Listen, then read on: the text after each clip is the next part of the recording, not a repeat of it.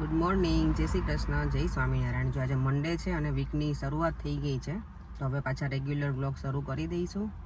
બધાની કોમેન્ટ ઘણા બધાની છે, તમે વિડીયો કેમ નથી આવતા 2-3 દિવસથી. તો હમણાં પેલું આ પ્લેન કૃષ્ણનું બન્યું હતું ને, તો મૂડ નહોતો આવતો કે વિડીયો બનાવીએ, એના લીધેથી નહોતા આવતા. ચાલો અત્યારમાં જો પરેંગ મને ડ્રોપ કરવા આવે છે સલૂન, અને આજનું લંચ છે ને મારું અને દેવમનું પરેંગ કે બનાવી આપી નહીં. પરેંગ બર્ગર સ્પેશિયાલિસ્ટ છે પરેંગ.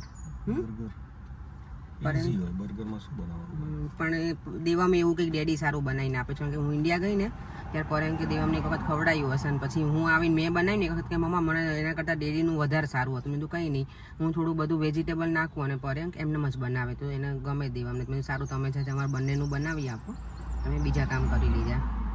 ચાલો તમે મળીએ, પછી ઇવનિંગમાં મળીશું, either middle of the day.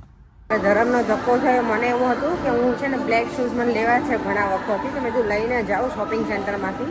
Shopping centre બંધ થઈ ગયું છે, 6 વાગે બંધ થઈ જાય. એટલે જો આખું અત્યારે એકદમ મસ્ત ક્લીન પણ થઈ ગયું છે.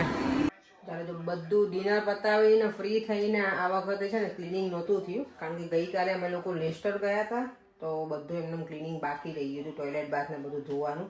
તો આજે જમીને ફ્રી થઈને અહીંયાથી પછી ઉપર બધું ક્લિનિંગ કર્યું. અને હવે જવું છે ટેસ્કો. ખબર નહીં, કામ તો પતતા જ નથી એવું લાગે મને ઘણી વખત. ટેસ્કોમાં એવું છે, પરેંગ તો લઈ આવે જાતે જઈને, પણ મેં કીધું ચલો થોડીક વાર ચક્કર લગાવતા આવે એટલે જોડે જઈએ એવું છે. ચાલો તો એ કામ પતાવી લઈએ. અને યસ, મેં જો મારા આ મની પ્લાન્ટને મૂક્યો છે ને, એમાં થોડા રૂટ્સ આવ્યા છે. એકદમ નજીકથી જોઈએ તો દેખાશે, થોડા છે એમાં. અને હું સેટરડે ગઈ હતી ને કિંગ્સબરી, તો પાછા ઓળા લઈને આવી છું. ગઈકાલે અમે રાત્રે લેસ્ટરથી આવ્યા ને, તો રાત્રે કેટલા વાગે મેં 10 વાગે ઓળા શેક્યા. પાછી અમને ભૂખ લાગી ગઈ હતી થોડી વારમાં. તો જો આવીને ખાધા અમે, અને પછી અમે લોકો સૂતા, હું અને દેવમ. પરેંગે નહોતા ખાધા, એને પરેંગને એવું એને ફૂલવાનો કંટાળો આવે ઓળાને, એટલે મેં એમ કીધું મેં હું ફૂલીને આપું તમને ખાવા, કે ના તમે ખાઈ લો, માર નથી ખાવા એમ. અને યસ કેરી સમારીને ખાધી હતી કાલ રાત્રે. ઠંડી થઈ ગઈ હતી ને, ફ્રીજમાં મૂકેલી તો મજા આવી હતી. અને ગઈકાલે મેં વિડીયો નહોતો બનાવ્યો, કંઈ કંટાળો આવતો હતો અને મૂડ પણ નહોતો એટલે બનાવવાનો. આ પેલું થઈ ગયું હતું ને, આગળના દિવસે અમે જે શ્રદ્ધાંજલિમાં ગયા હતા ને, ત્યારે થોડુંક એવો માહોલ હતો ને, એટલે આમ કંઈ ઈચ્છા નહોતી થતી એવું હતું. પણ કાલે અમે એન્જોય તો કર્યું હતું, છોકરાઓને બધાને મજા આવી હતી, બધા બહુ ફન કર્યું હતું એમ છોકરાઓ સાથે. ચાલો તો ટેસ્કો જઈને આવીએ અને પછી મળીએ. ચાલો અમારી સવારે આવી ગઈ છે. હવે અત્યારે ટેસ્કોમાં હું, પર્યંક અને દેવમ આવી ગયા છીએ. આજે છે ને મારું ડિનરમાં હતું ડુંગળી બટેકાનું શાક, રોટલી બનાવી હતી, છાશ હતી, અને મેં મેથીની ભાજી બનાવી હતી કેટલા ટાઈમ પછી, ચણાના લોટવાળી. બહુ જ મજા આવી ગઈ, લસણની ચટણી નાખીને મસ્ત બની હતી. આજનું ડિનર મેં કંઈ રેસીપી એકેની બતાવી નહોતી, કારણ કે મોડું થઈ ગયું હતું મારે એટલે. અને અહીંયા જો મારો દેવમ છે ને, ટ્રોલી હવે મોટો થઈ ગયો છે એવું લાગે મારો દીકરો. મને બધું લઈ રહી છે, જાતે બધું કરી લે છે નહીં. Bye bye. પહેલાં અમે જ્યારે ઇન્ડિયા નહોતા જઈ શકતા ને, ત્યારે આવી રીતે અમે કંઈ પણ શોપિંગમાં જઈએ ને, જ્યારે ટ્રોલી લઈને બહાર નીકળીએ એટલે પરેંગ એવું કહે કે જો તારા મમ્મી પપ્પા રાહ જોતા હશે ને એવું કહે મને. અમે 8 વર્ષ પછી ગયા હતા, બહુ ટાઈમ પછી, એટલે ત્યારે એવું કહેતા મને, જ્યારે પણ કોઈ પણ જગ્યાએ જઈને તેમ કે તારા મમ્મી પપ્પા જો બહાર વેઇટ કરે છે એવું. અને ઓ માય ગોડ, એ દિવસો તો ક્યારેય ના ભૂલાય. જ્યારે ઇન્ડિયા નહોતા જઈએ ગયા ને અમે લોકો 8 વર્ષ પછી, એટલે એ બહુ લોંગ ટાઈમ પછી અમે લોકો ગયા હતા.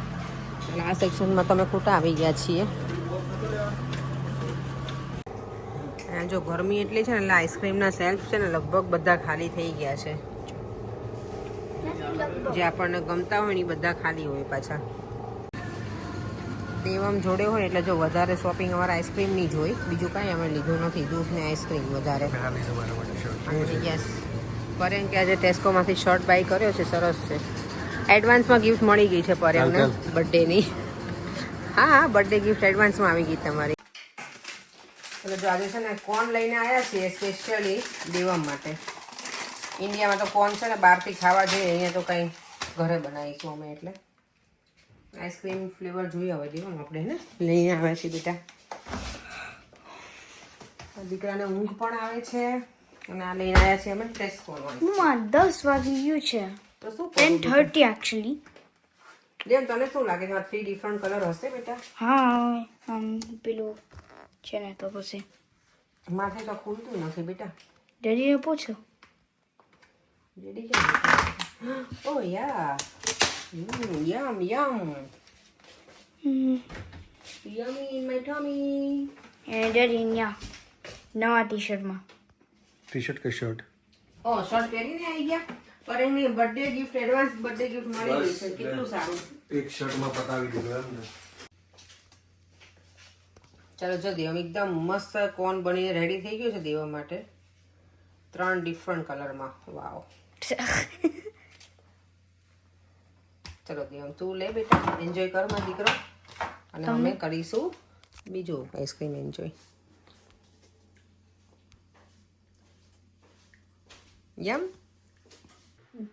ચાલો જો અત્યારે હવે છે ને 10:30 થઈ ગયા છે. દેવામાં આજ સૂતો નથી, લેટ થઈ ગયું થોડું. અમે ટેસ્કોમ જઈને આવ્યા ને એટલે જો હજી બંને બાપ દીકરો વાતો કરે જ છે. ગરમી એટલી છે ને એટલે ઊંઘે નહીં આવે. બધી વિન્ડો ઓપન રાખશું ને તો પણ એવી ગરમી છે આજે. એકચ્યુઅલી મને લાગે સીલિંગ ફેન છે ને બેડરૂમમાં લગાવવાની જરૂર હતી, એવું ગરમી છે.